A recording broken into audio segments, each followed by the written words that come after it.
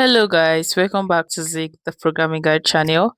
My name is Beatrice, and in today's video I'll be showing you how to download and install the 1688 mobile app.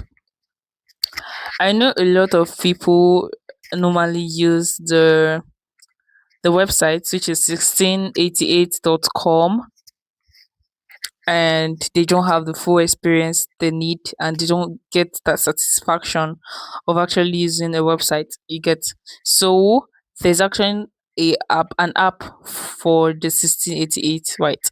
All you need to do is you have to go to your Play Store or your Apple Store, and you search for 1688.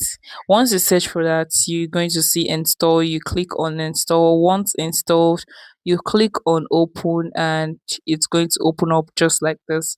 You can see 1688 China factory. So this is actually how to download and install the app. So once it's installed, you'll be asked to actually log in or sign in. When you're asked to log in, meaning you have an account or something, maybe you opened an account on the website already, so you just have to log in and nothing much. But if you don't have an account, you have to sign up and use your Google or password, right?